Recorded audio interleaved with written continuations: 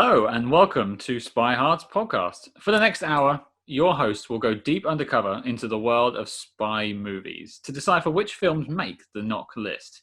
But remember, this information is strictly for your ears only. I'm Agent Scott. And I'm Cam, the provocateur.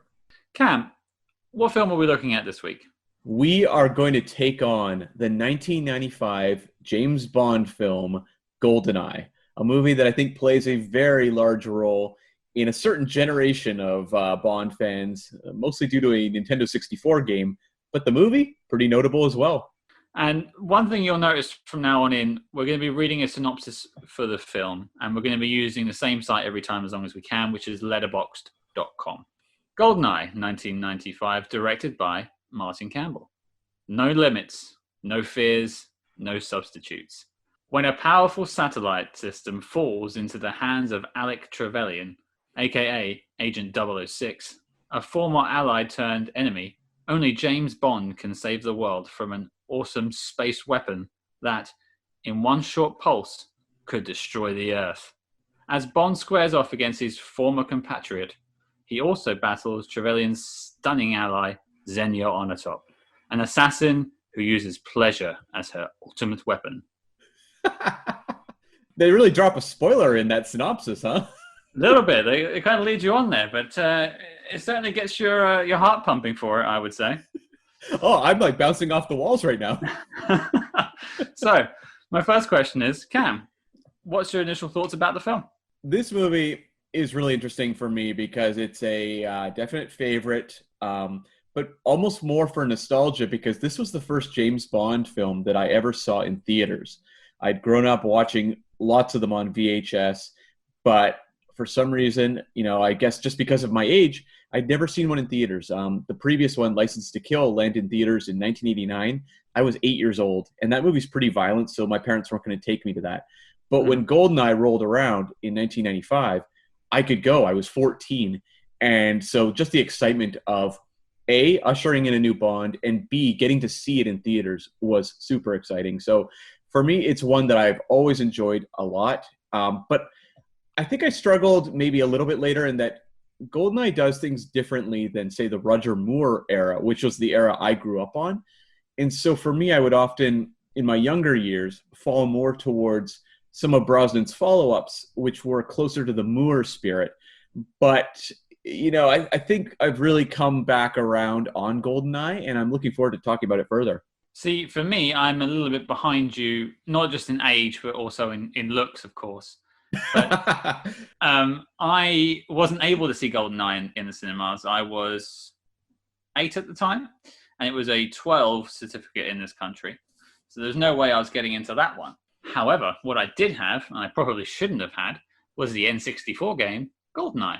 And that told me all I needed to know about this film. It really does. That game was just such a touchstone for a certain generation. And I mean, in terms of N64 games I owned, that one, I'm pretty sure I used it to death. It may well have just... I wouldn't be surprised if it self-destructed in my N64 at one point, just from overuse. There is no game I don't think I've played more in my life than GoldenEye. I mean, maybe you can make an argument for the original Super Mario Brothers on my NES when I was a kid, but man, GoldenEye, I just remember night after night going to friends' houses in my early 20s, late teens, and just playing GoldenEye every night until like 2 a.m. And we all got really, really good at it. No, I mean, this is something I hinted on in the briefing episode last week.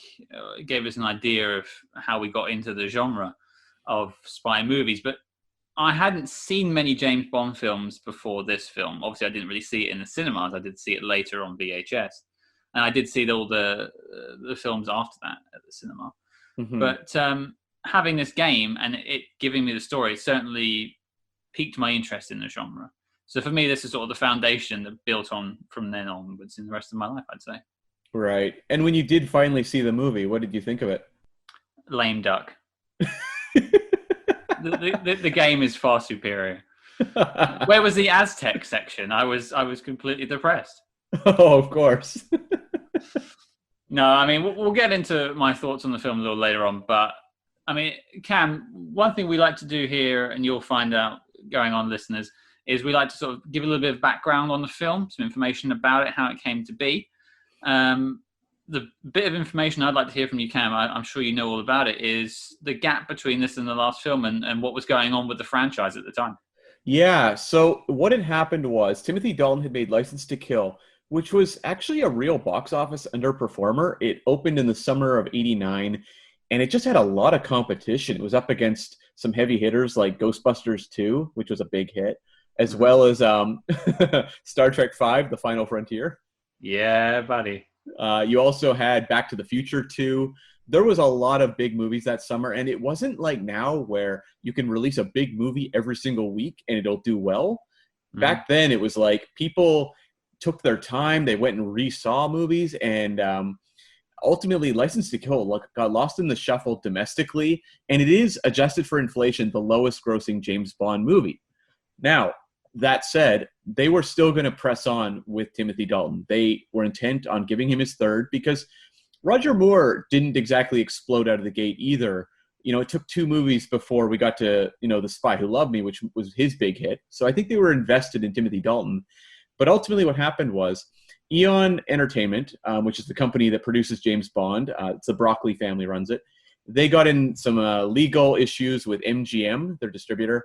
And basically James Bond was put on ice for 6 years, between '89 to '95. There was actually going to be a third Timothy Dalton movie in 1990. They were going to start production on that. They were in pre-production when the lawsuit stuff happened. And so Timothy Dalton was basically put on hold. That movie, I believe there's script elements of it out there. It was going to be set in Hong Kong primarily, but it kind of got shuffled off. And then when GoldenEye was going to be a thing, Timothy Dalton was approached to be in it. And Dalton was sort of interested, but he said, okay, let's take the best of the 2 I've done and make this the culmination of my run as James Bond. And the Broccoli family basically said, it's been 6 years since your last one. We need you to do like 3 or 4. We need to have a run here, not like a 6-year gap and then 1 movie.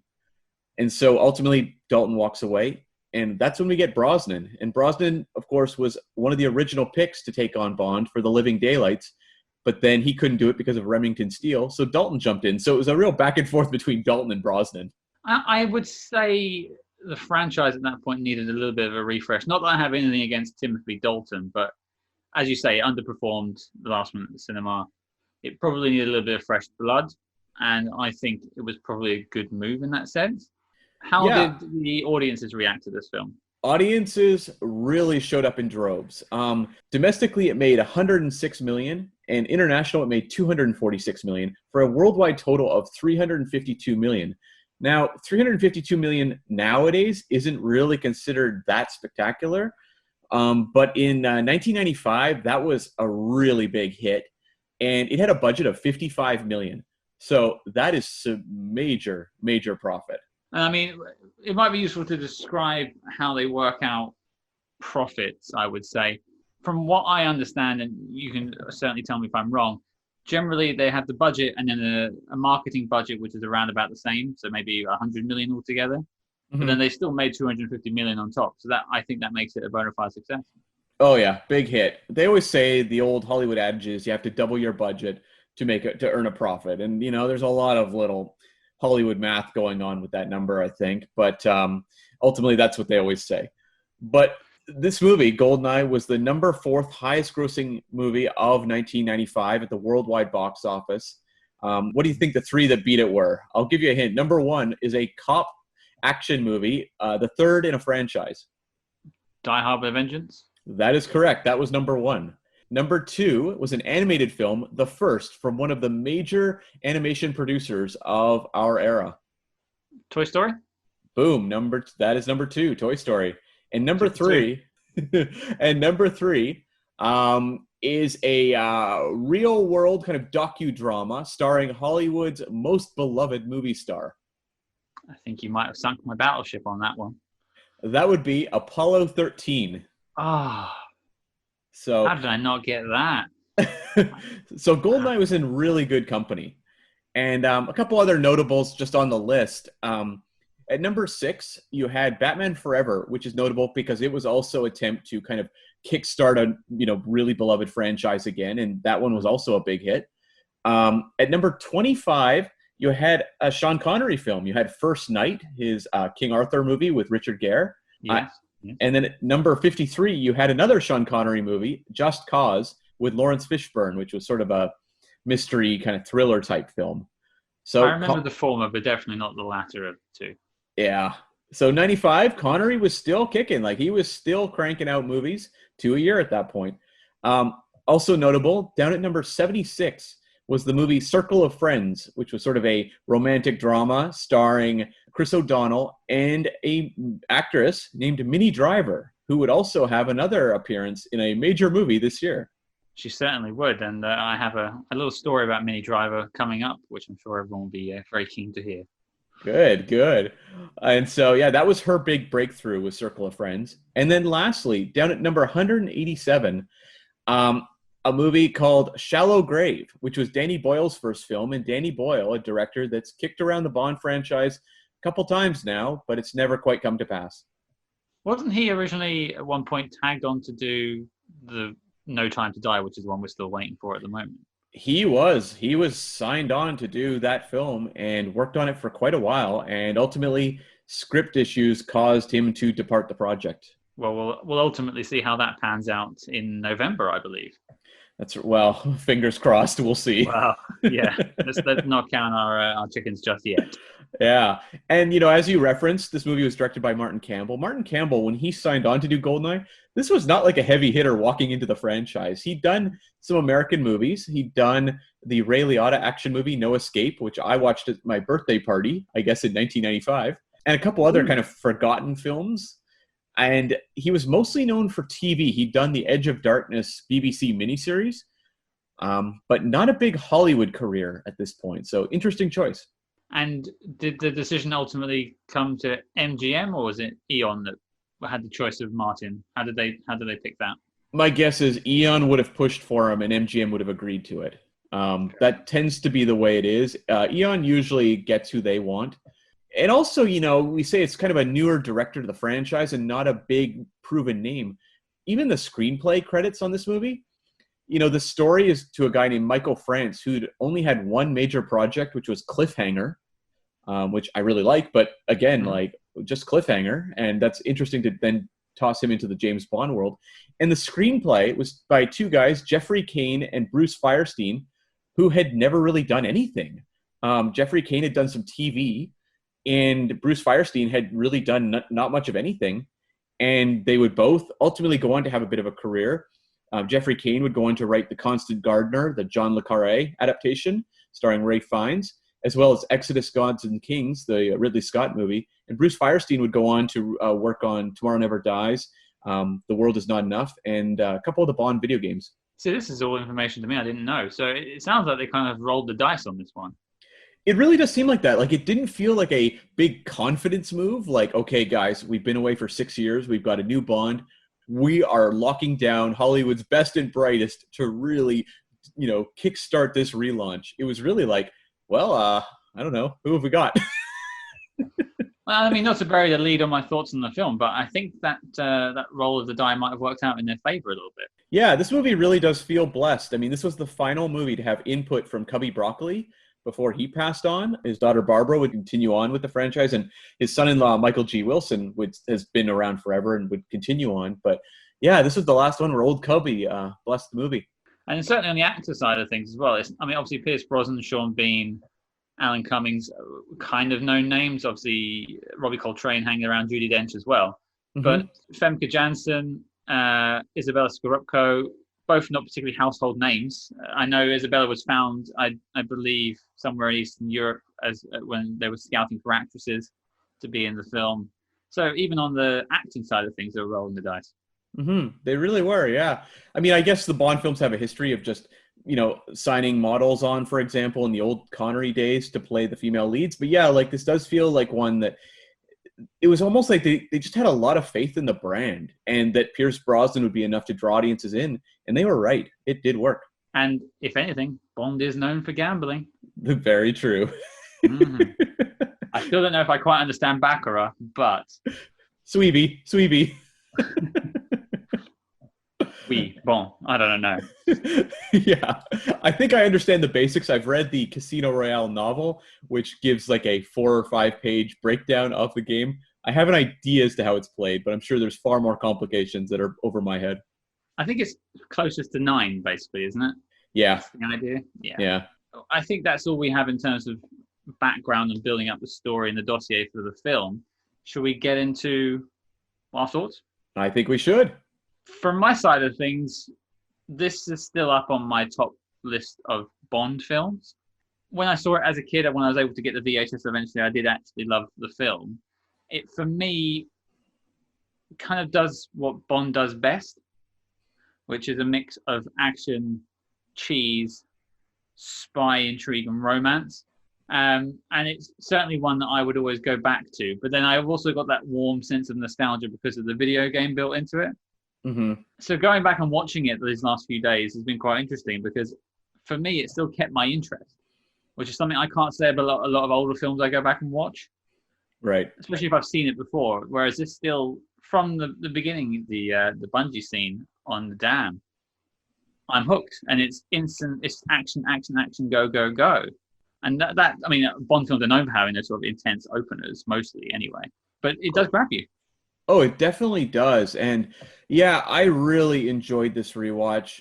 This one, I think maybe even climbed up a little bit higher on my list of James Bond films. 1 or 2 spots or something like that on this rewatch, and that it really just seems to go for it, and it feels like a movie. You referenced the bungee jump scene. We see our opening with Bond is just him, racing across this, this dam. And the movie really is kind of setting its state and purpose right there. You are on a run with this character for basically 2 hours. And what I really like is a lot of the Bond movies have this balance of action and a plot that can be incomprehensible.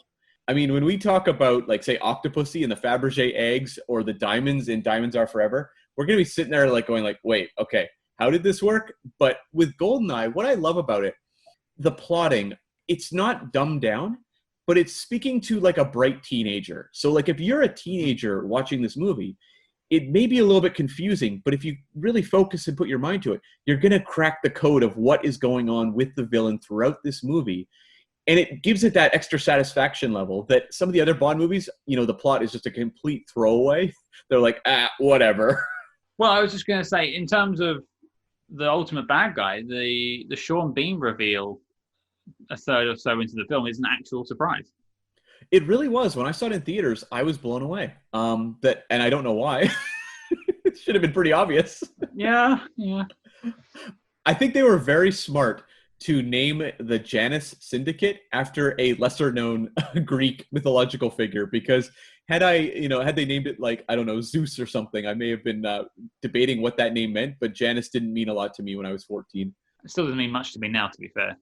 Well, it's the two-faced Roman god, so I'm like, okay, well, there you have it. And had I known that going in, I would have been paying a lot more attention to that. You just taught me something, so there you go. So let's dive into the movie. I think one thing that's interesting to start from, just as a starting point, which you kind of cued off there, is the dam jump. This is our introduction to Pierce Brosnan as Bond. How do you think this movie does as an introduction to Pierce Brosnan and what his Bond will be going forward? It's actually kind of a hard question to answer, because if you compare it against the next 3 films, maybe it isn't setting it up so well. Mm-hmm. But for the rest of this film, I'd say it sets it up pretty well. He's action from the start. He's going in pretty much guns blazing, dropping bombs, as it were. And it's going to give you that, leaning more towards the Timothy Dalton style of Bond than the Roger Moore. He does have the quips, though. Like, Dalton could never quite do the quips, but you could tell with Brosnan they were amping those up a little more. One bit of information I found out, actually, the first actual scene of Pierce Brosnan is the shot of his eyes as he's just dropped into the toilet. Right. Everything else until that point was a stunt double. You can actually really tell that when you watch it on a 4K Blu-ray player with the upscaling. I fortunately only had it on DVD, but even then on my screen I could see it was a stunt double, and there's a little bit later on in the film as well where it's glaringly obviously a stunt double, unfortunately. Yeah, that stunt double actually, who did that famous bungee jump, his name is Wayne Michaels, and he actually plays one of the Tiger helicopter pilots that Xenia kills, the one with the dark hair. So, Oh, there you go. Get yeah. something more to do.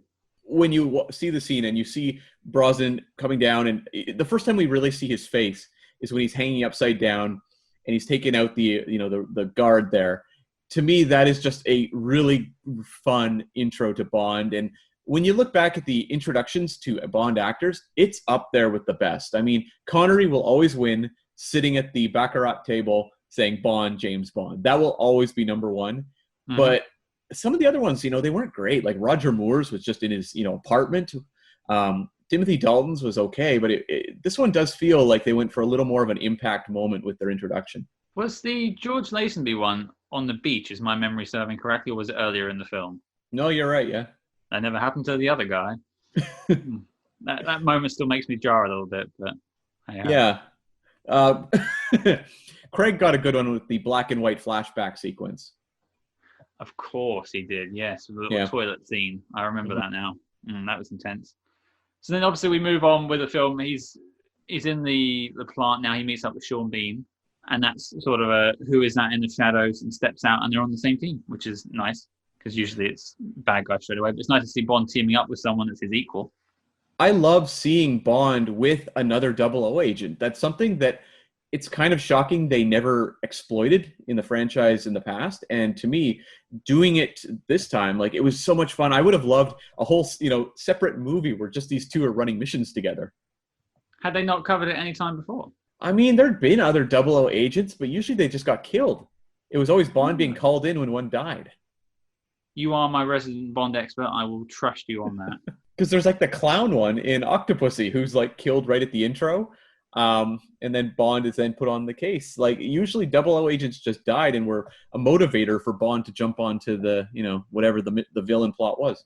Mm-hmm. One interesting thing about Brosnan is, that intro as well, is that it really sells the physicality of Pierce Brosnan, which is something that Dalton had it, but never to this degree. This may be the most physical Bond we've seen, in that, you have him in this introduction with 006, after 006 has been taken out, like leaping backwards onto this ramp, firing a machine gun, and then a cut to him doing like a forward roll out the other side of the ramp. Throughout the movie, we're going to see him do things like this, rolling down ladders on antenna arrays, just being thrown around. And that's something that we'd never seen. And it really did, to me, signal who this Bond was going to be. He was going to be more of a physical action hero. And I wonder how much that has to do with, say, like John McClane and other heroes like that. Which I think, that certainly was the era of people getting a bit dirty and fighting, and our leading heroes being sort of, what's the word I'm looking for, approachable, I suppose, getting dirty and getting rough. Yeah. It's interesting because you just lead on to that bit now. One of my weirdest parts of the film from rewatching it, and I don't remember laughing at it as a kid. I think I must have thought it was amazing, is that, I think you know where I'm going with this, is the plane scene. Uh-huh. Can you please explain to me how anyone can jump off following a plane, catch up to it, and fly it away? I just don't.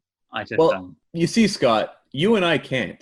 It's James Bond that can. James Bond can change the laws of physics. Clearly.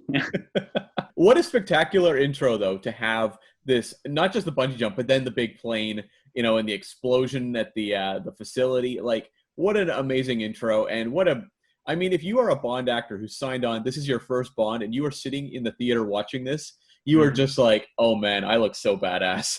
And it does tee up the rest of the film, I would say. I think it doesn't really stop from that point onwards. And like I was saying earlier, it takes your interest and just runs with it.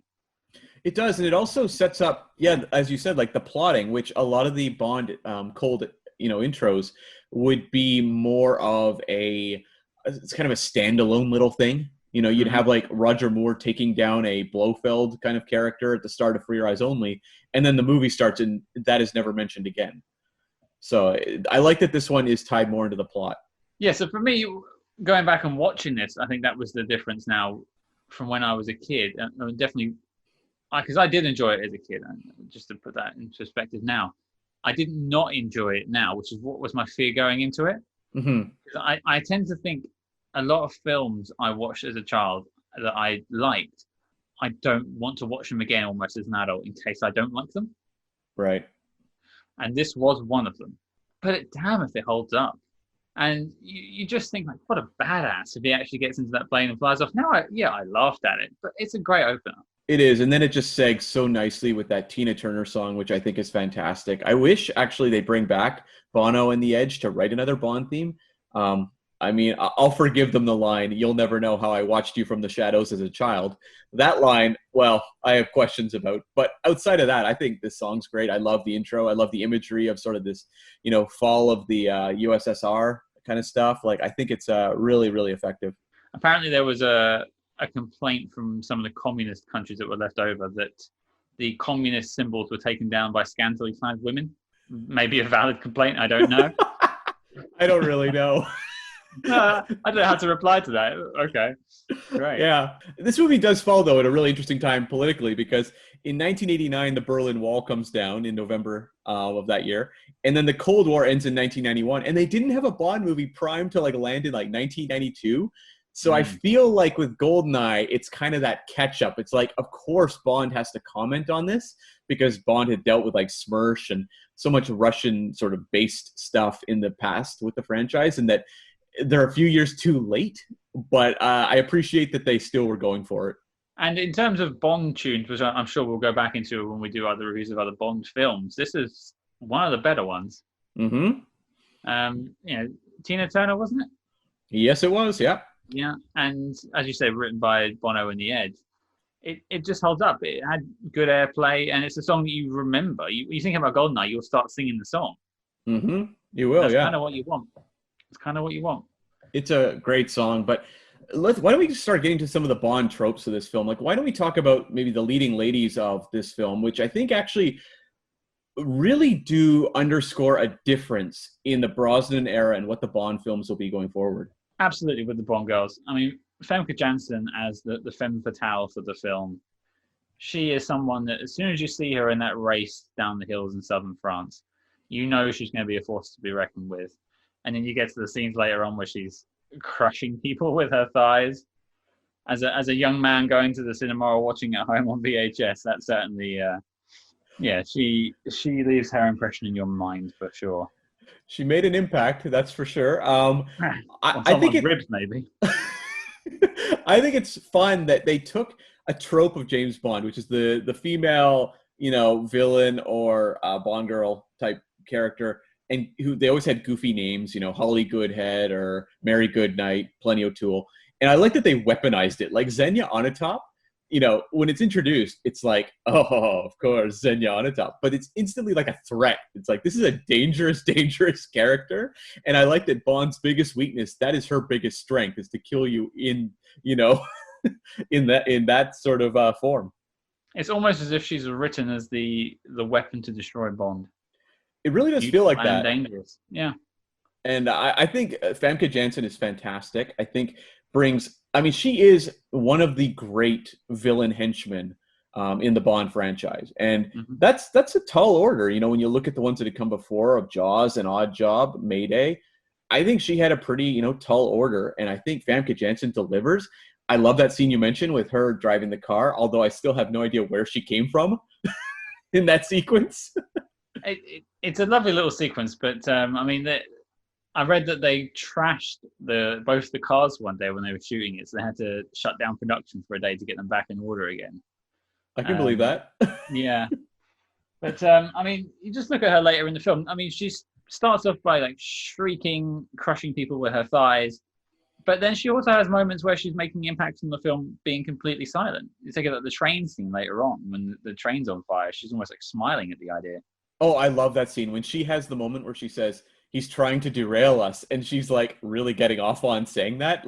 Yeah, it's a campy performance, but it's also a very menacing performance, and I think that's what makes it so perfect. Which I think walks the line for that film as well. It's got some camp, absolutely, but it also has some gravity to it. Yeah, no, that's a good call, because Brosnan has a lot of the quips that, on this rewatch, I was really analyzing his delivery of those quips. I don't think that Brosnan is a particularly good comedian.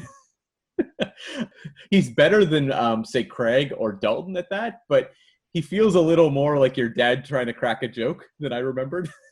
Almost as if he's pausing, waiting for the laugh. Yes. It's Yeah. like, is this thing on? Tough crowd, eh? Oh. But yeah, getting back to like the female leads though, I thought what was really interesting, and this is something that I can't say I'd noticed too much before, was the Izabella Scorupco character, Natalia. This character has a backstory. This character has a life that exists outside of the movie. That's not the case with like any of the other Bond girls. They don't come into existence until they meet Bond. Whereas this woman, you know, she's a programmer, a level 2, I believe, wasn't she? Well, I mean, no one wants to be a level 1 programmer. Apparently not, yeah. But, you know, working on this GoldenEye project when, you know, and she's obviously brought into this whole conspiracy where she's the only survivor of the attack. And so we follow her from this attack, this traumatic event, you know, as she's doing, you know, her own investigation, tracking, you know, Boris, the other hacker played by Alan Cumming. And this character has so much agency, and that when she meets Bond, she's on her own course. Like, this is not a case of this character is introduced just walking up as the contact. Like, Natalia has her own story. And I think if you hold her up against other Bond girls in the past and in the future, she actually has some presence in the film and actually dictates what happens a little bit, which you really can't say for some of the other ones. Yeah, like I remember when they were making this movie, they talked a lot about how this was going to be the modern, you know, female Bond lead.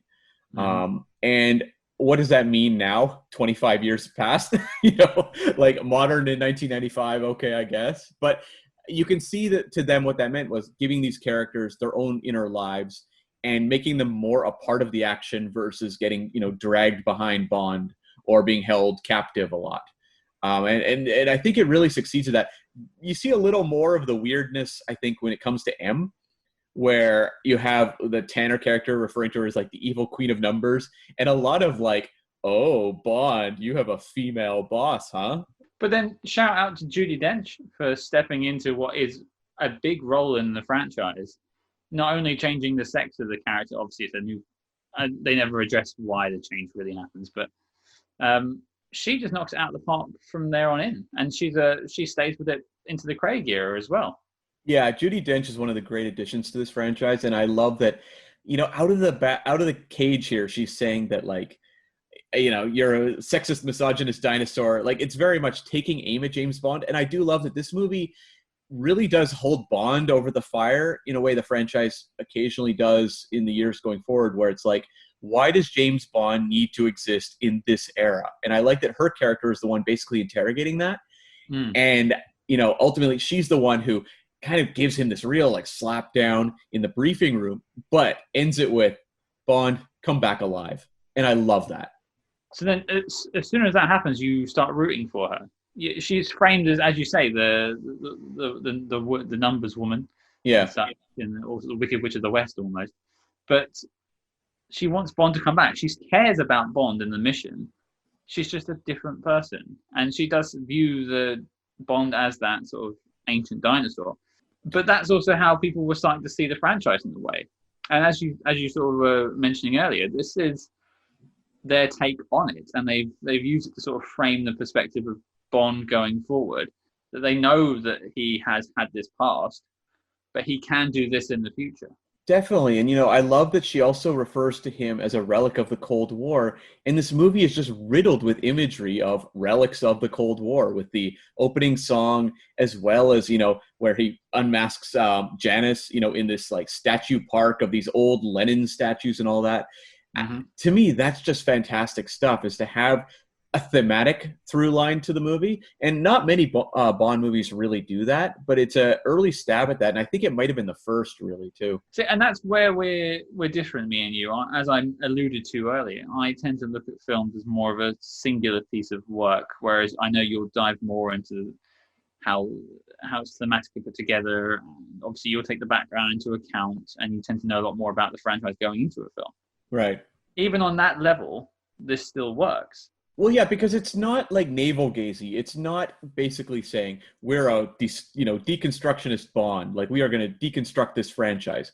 I like that it has all that stuff there, but the ultimate Bond elements are totally intact, and you can just show up and have an amazing time. Like that's the key to, I think, a great James Bond movie. And also, I think a great franchise movie. Yeah. You should just be able to walk into this film, even really without knowing who 007 is, although I imagine most would, and have a great time. And I think I know it delivers because I felt that.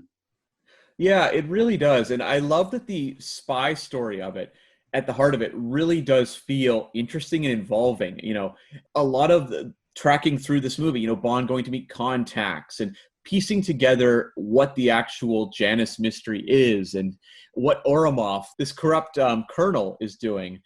To me, like, that is really absorbing stuff because the way they ground it with so much action, you know, an audience is going to be there for the action with a James Bond movie, but the story feels like it's actually unfolding in a way that's, you know, it's not rushed, but you are totally absorbed in what is going on.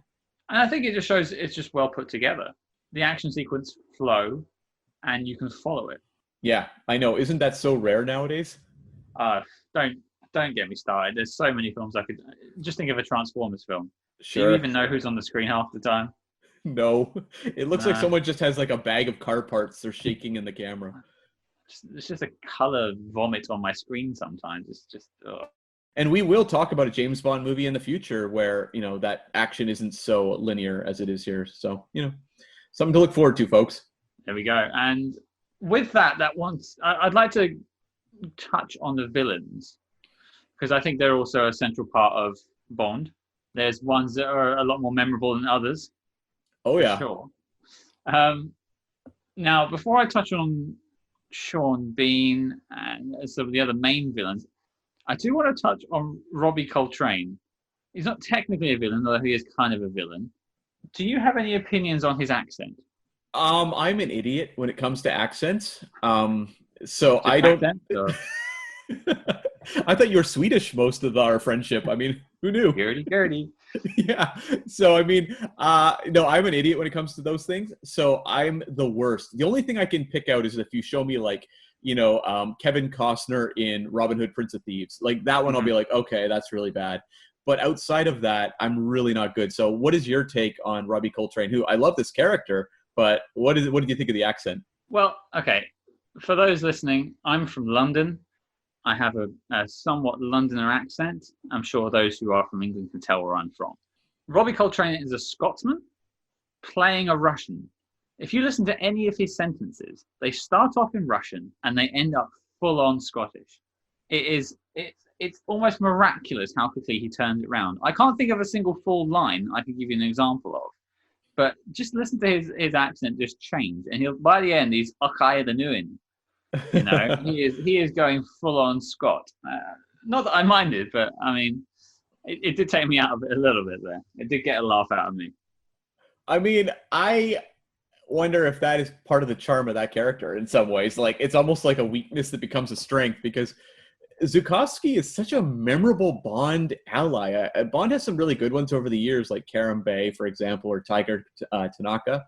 Zukovsky is one that I really love. He has such like that twinkle of mischief in his eye, and he's kind of weird. And I love that he comes back. I love that he's a recurring character.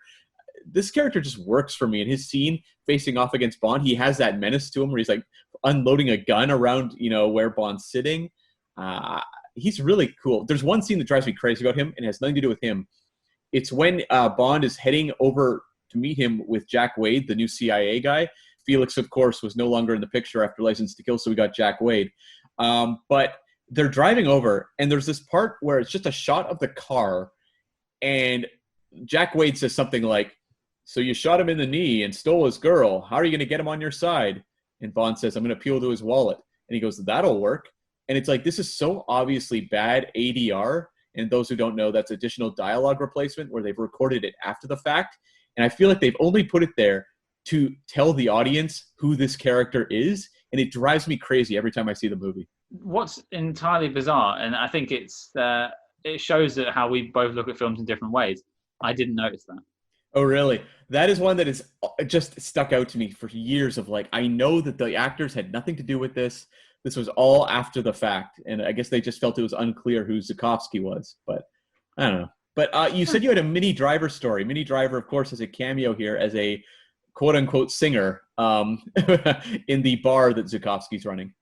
Yeah, she's wailing out "Stand by Your Man" in the background for most of the scene.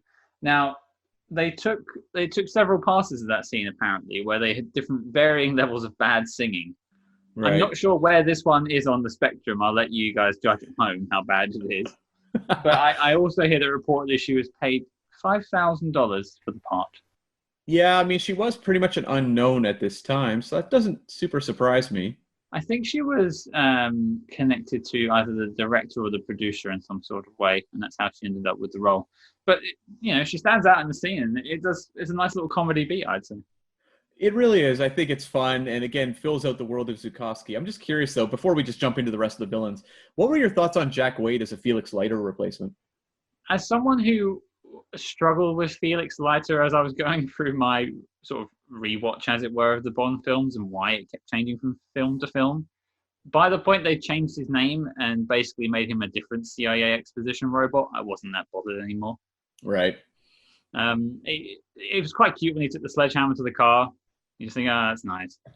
And he's a little quip at the end with the BMW and such. But I was just like, he's just there to give me exposition and move the plot on a little bit. So I didn't really put too much thought into him. He's quirky. I'll take it. Now, it's still not a good name as Felix Leiter, though. It's just a cracking name right there. It really is. Jack Wade is a very American name, though, so I appreciate that they went full on. So why don't we get into the villains, the other villains? Because I think this movie really does have a murderer's row of villains. Like a lot of Bond movies, you kind of got like maybe one cool one and then some disposable. This one has a lot. This is like 4 great villains. I was just lining them up in my head. I suppose you're right. 1, 2. So we've got, obviously, Sean Bean as 006. We've got Alan Cummings. We've got, who are the other ones? You said you got 4. Yeah, we've also got Famke Janssen, and of course, as Xenia on top, who we talked about. And then we've got Gottfried John as Colonel Oromov, who I think is really underrated. Like, he's surrounded by very flashy characters, but Oromov has this sweaty desperation throughout that I find really funny. And you totally buy it as well. When he turns up to the interrogation scene and just starts shooting his own people, you're like, yeah, I can see that happening. And I love the whole scene in the tank chase where, again, practical tank. Oh, it looks so amazing. No CG. But I love how Oromov is in like the back of that car, just like drinking from a flask the whole time. Wedged in between 2 soldiers either side flanking him. He's just like, he knows he's basically screwed at this point. It's like, oh. Like, when you look at Xenia and 006, they are like slick villains. Like they have their game plan. I like that Oromov is kind of the bumbling guy that's just kind of wandered into their midst, but is so not on their level. Yeah, it's almost as if he's fallen into the trappings of being a villain, basically. He's just like, he's feeling his way through being a bad guy. And he doesn't really want to do it that much. No, I could see him being the kind of guy that has a military career and just retires and he's happy with it. I feel like Oromov goes home most nights to his wife. It's just like, honey, you're not going to believe the day I had today. What a day, right? Pours himself like vodka, I guess, and just like drinks it quietly in the corner while the kids run around and he gets more depressed. And has to like settle his nerves. You see him like the glass twitching as the kids start screaming and he's just like staring into the distance as he comes up with his GoldenEye plan. And every morning when he wakes up, he first off just glares at the alarm clock, but then gets up, kind of sits on the edge of the bed with his feet on the floor, and just puts his head in his hands. He's like in a vest top and like boxer shorts and just looks so sad. Now, is Oromov, is he a snoozer or does he get up on the first alarm? I feel like he might snooze a bit. Yeah, he's definitely hitting the snooze button a couple times. Yeah, he does not want to start his day. No. And I actually, on the Alan Cummings subject, I texted you when I was watching it the first time through again, and how I just felt like he didn't have a fair shot in the film. I still think that's true. He had a good turn, but as you said back to me, he was still quite new. Yeah, I mean, he was known for theater, but he wasn't really a big screen presence yet. I think it was this, and then, I mean, obviously Nightcrawler in X2, X-Men United, that really made him much more recognizable. But he was a respected theater actor at the time, but he wasn't going to get the big flashy main villain. I love that this character, has his like slug heads kind of line. He has a lot of quirkiness. I couldn't help but wonder on this rewatch, though. This movie's made in 1994. They're shooting it. Jurassic Park comes out in 1993. And I was wondering how much of this hacker was inspired by Dennis Nedry, with the whole like pop-up with his face on it on the screen, as well as like the, you need to know the password kind of stuff. Yeah, I never connected those two dots, but that is eerily similar. You're right. That whole, with the whole sort of screen images and Yeah. I'd never thought about it until this rewatch. It was this rewatch where I suddenly was like, wait a second. Can you imagine if that was the last piece of the script? And then they saw Jurassic Park and they're like, that's it. Yeah. Got to put that in. Passwords. That's what people want. Passwords. I mean, it's too bad they deleted the scene where Bond has the romantic liaison with a raptor. There's a joke in there about spitting, but I'll leave it out. Oh, jeez. I think that was the Dilophosaur. Oh, boy. But yeah, I loved him in the film. And again, he was, much like some of the Bond girls as well, he had some agency in the film. He was good at what he did. And the only way he was taken down in the end was by something that was nothing to do with him. Yeah, and I love that every villain in this plot has their own agenda. And they all just happen to coincide with this one mission. Like, you could see these four splitting off and going in completely different directions had this plan succeeded, moving on to different schemes in the future. And that, I think that lends some credibility to the story, because I think that's what would really happen. It does. And, there's been so many Bond heavy hitter main villains, with Blofeld and Goldfinger. What did you think of Trevelyan? He was a bit mustache twirling for me. Right. Not that that's necessarily a bad thing for a Bond film, but I never really felt that he was Bond's equal, even though he was positioned as such at the beginning of the film. But then he's immediately captured. Well, not really, but you're led to believe that he is. And he's basically outdone by Bond at every chance. Now, that generally happens in most Bond films, but I never really got the idea or the impression that he was actually someone to fear. He has a smugness to him that Bond doesn't quite. Bond has a little more charisma. I like that these two do feel, though, like the mirror images of each other. They both got the tragic orphan backstory. This movie taught me what a Leanne's Cossack is. But I can go along with this character because I think what the moment for me that really sells that he is Bond's equal is actually when the two of them have their fist fight in the antenna array control room, where suddenly it's like, I've never seen this before, really. We've never seen Bond go fist to fist against a villain like this. Usually Bond kind of is winking and sending the villain off to their death with kind of a quip. Whereas, like, you can tell this takes exertion and skill for him to take down this villain. One bit of information I found out from my my rewatch with the commentary on is that they used the train scene from, I believe, is it from Russia with Love? Okay, yeah. As inspiration for the antenna fight. It's a very claustrophobic hand-to-hand combat style. Right. And I can see it. It was one of the better Bond fight scenes, in the Sean Connery one, I should say. I love the moment where he like hurls Trevelyan down like the staircase and fires the gun at him immediately. That is so badass. Yeah, like that's so Bond. Interesting tidbit. For some reason, all of the headbutts in that fight scene were cut out of the British version. So what do you guys have against headbutts? We don't do that here. We're too respectable, Cam. Oh, is that it? It's more like we don't want to damage the face. We'll beat you up everywhere else. We don't damage the face.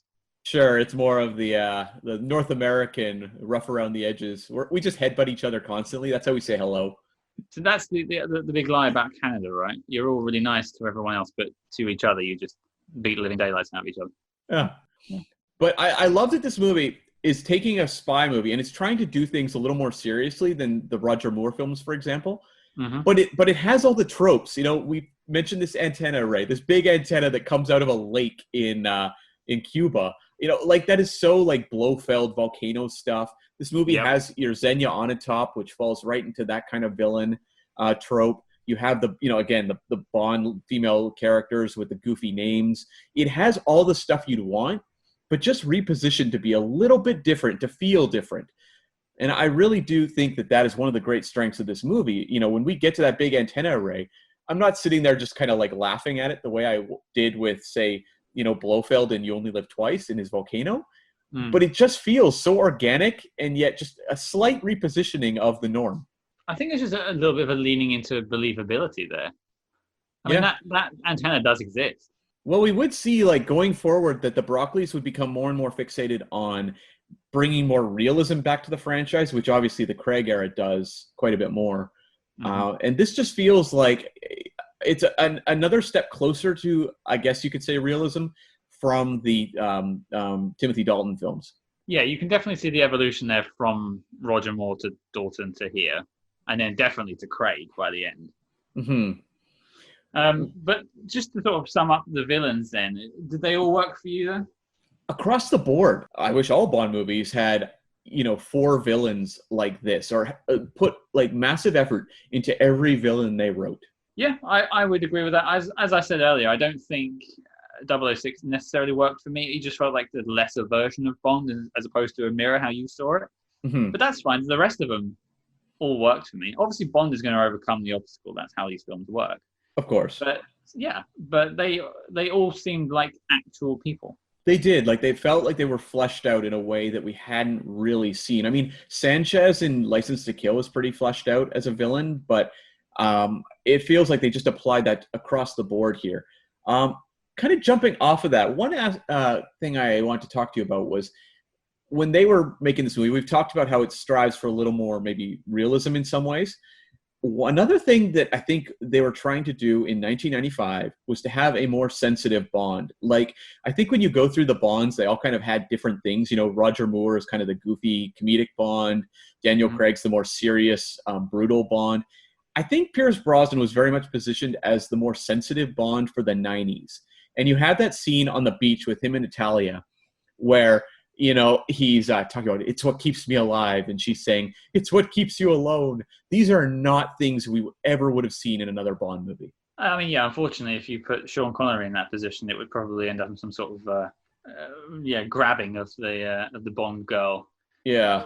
I mean, I find some of these scenes a bit icky looking back on the older films, which I'm sure we'll dive into when we get to those films. Yeah. But this is done really sensitively. They have a scene afterwards where they're in the hotel room together. I assume it's a hotel. They're not having sex or anything like that. It's hinted at maybe, but you never see anything explicitly. Yeah, and when you contrast that, you have, as you say, like, it's much more of like, there's more of, I guess, a sense of romance. I wonder how much this has to do with Barbara Broccoli coming in as the producer and repositioning a little bit of how Bond is portrayed on screen, and that Pierce Brosnan does have that more sensitive edge with his female leads. And I can't help but wonder if, we're supposed to read something into that when we're looking at, obviously, the scene you mentioned, where the two of them are just together. Contrast that with when we see 006 capturing Natalia, and he's very rapey. And that's the sort of thing where you're like, it's like you watch it now and you're like, oh, like, this is really, it's really unsettling and kind of jarring. And I don't know if it was as much in 1995, but now we have a much more visceral reaction. And that is definitely a little more of the Bond you're referring to when you're saying maybe sort of the Connery era, where they were a little more brutal. Yeah, and I think I would actually say that scene now with 006 works more now to almost show you the contrast between 006 and 007. It does, and I think it also really underscores why we don't like this character, like why he is basically a hero gone bad, a 00 agent gone bad. Right. And we haven't really spoken on the topic, but obviously this is Pierce's first film as Bond. How do you think he did? I think he pulled it off really well. I mean, when you go through the history of the franchise, it's tough to find a Bond actor who wasn't really good out of the gate. But I think Brosnan follows in that, that line. Like, he really does make the character his own off his first movie. And I think you'll see going forward when we do these that Brosnan gets more maybe confident in his performance, but he's figured out what he wants his Bond to be very early on. And I think this film and sort of the tone it sets for Bond helps that. Yeah, I think so too. Like, I wish we'd gotten 4 Brosnan Bond movies that had a little more of this tone. Yeah. I would almost be interested to see what The Living Daylights looked like with Pierce Brosnan in the role. Yeah, that's who they wanted. Pierce Brosnan was supposed to do it, so. And it's funny because Martin Campbell says there was discussions about Mel Gibson and Ralph Fiennes for GoldenEye. And I could see Ralph Fiennes. Mel Gibson would have been a train wreck in the role. Yeah, especially now. Yeah. But obviously Ralph Fiennes comes back later on as M, but I could definitely see him taking up that kind of suave, sophisticated role. And I think he would end up lending himself more towards that new school version of Bond as well. Yeah, when you look at like a younger Ralph Fiennes, like the Ralph Fiennes of, say, Schindler's List, you could totally see him as a Bond. He has more of that assassin's sort of look in his eye that they really went for with Daniel Craig later. I mean, I think he really channeled that energy into his performance as Voldemort, personally. Yeah, another good franchise, yeah. I have a question for you. What is your take on the computer hacking in this movie? It's an interesting question. It's cringe-inducing in a way. Not that I know anything about computer hacking, so I actually don't know how it works. But it is the stereotypical 90s hacking. Clickety-click, and you've infiltrated the CIA. And everyone has like personalized little like emoticons on screen and everything. But then it looks like they're running on like MS-DOS. That's literally just a text-based format. How on earth is this stuff working? I don't know. But then I think my first operating system was Windows 95, to be fair. You could do a whole other podcast on like 1990s computer hacking because there's some amazing cases in movies like Hackers and The Net. There's a lot of them, and they're all very goofy. I like that they kind of lent into that camp side of hacking because no one actually really wants to see someone hacking. Right. I imagine that's probably really boring on the screen, whereas it's established very early on that they're both very good at what they do with computers, and you just go, okay, they're good, hacked, great. And you just believe that they can do it. I'm willing to suspend my disbelief. Fortunately, I'm not a techie person, so yeah, I'm a simpleton when it comes to these things, but it always does seem kind of goofy. I guess maybe just lastly, Bond movies are about action. What is your favorite action sequence in the movie? It's got to be the tank sequence for me. Yeah. It's just there's lots of good ones to choose from, but man, seeing that tank rolling around, destroying cars and running over stuff, and then like shooting at a train, all kinds of great stuff. Running through the sponsor of the film, Perrier. Excuse me, Scott. I just need to take a drink of refreshing Perrier water. Do you feel like your thirst has been quenched now? I do, more so than any other time in my life. This podcast was not sponsored by Perrier or Nestle. But we're open to offers. Please call us. We desperately need it.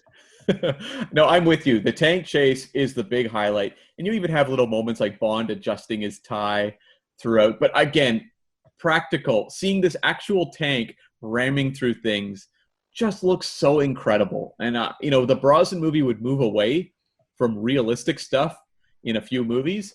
And this is a great example, though, of just what a Bond movie can do when they're firing on all cylinders. And basically all the pieces come together. Another thing that is a benefit to this scene, Eric Serra's score for it is decent. Whereas a lot of the time his score I find very dated. I mean, I have that score kind of burnt into my memory just from the video game, I would say. Yeah. But yeah, just on that tank scene, it just oozes cool. He's like standing outside the tank, just driving it after people. You're just like, good Lord, this guy he's got it.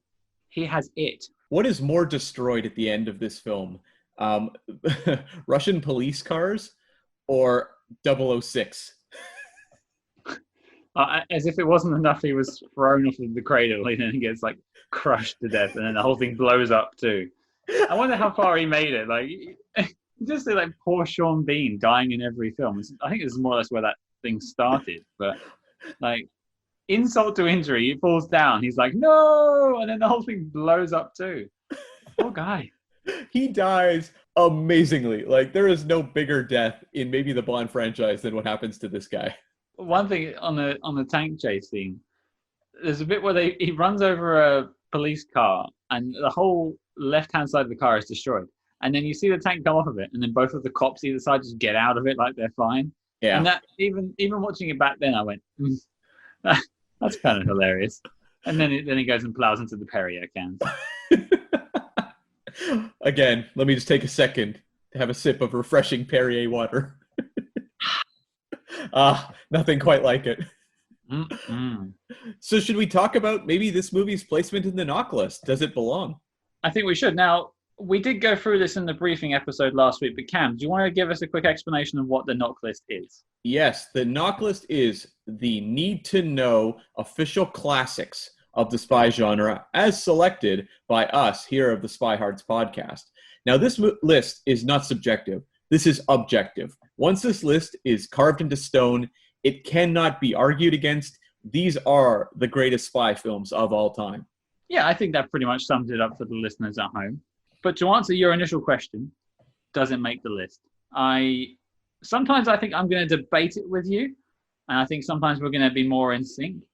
And on this one, for me, it's a yes.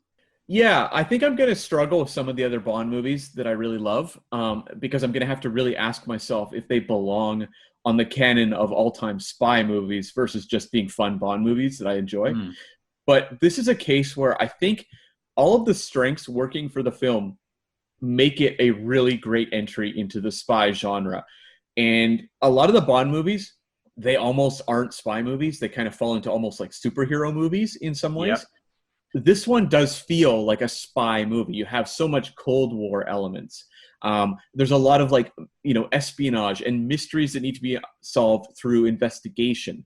To me, this does feel like a really great spy movie. And I don't know how many Bond movies will really fit that bill, but this one does.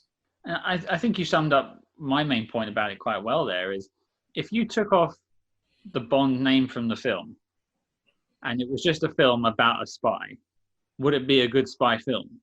Yes. Yeah, you mean people might be a little bit confused about the extended BMW commercial, but yes, it is a great spy movie.